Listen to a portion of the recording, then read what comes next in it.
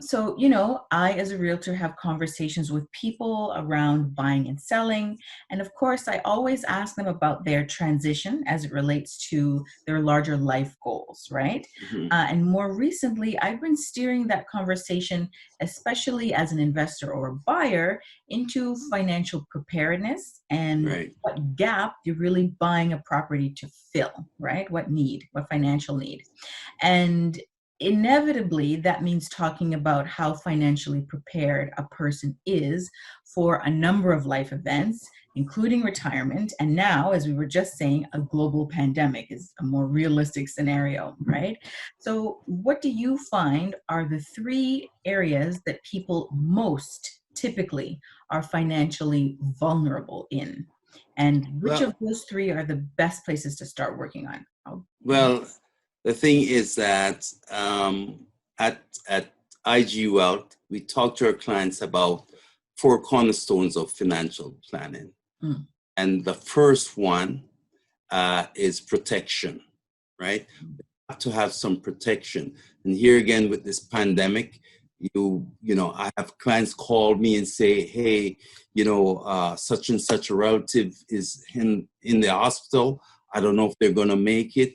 And the thing is that the wife is saying that there's not enough insurance, right? Mm.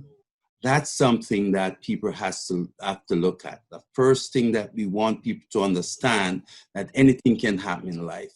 And it's not all about death. It's not all about dying.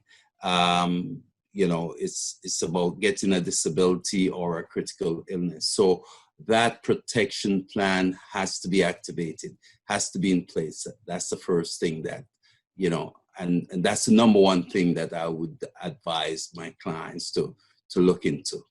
First. You're absolutely right. Insurance is, again, overlooked because we never think of, and you say, it doesn't have to be a worst case scenario about death, but what's the point of building if you're not protecting what you're building, I suppose, huh? Absolutely. Mm. Absolutely. And,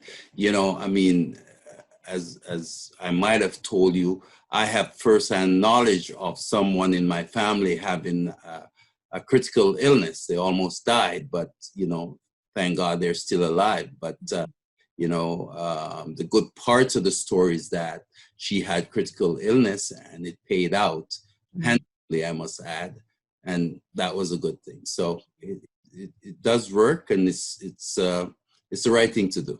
And it's a lot less stress on you if those situations do come up. It's one less thing that you have to worry about. Absolutely. That's for sure. Well, sorry to hear that, but very glad Yes. that all's well that ended well.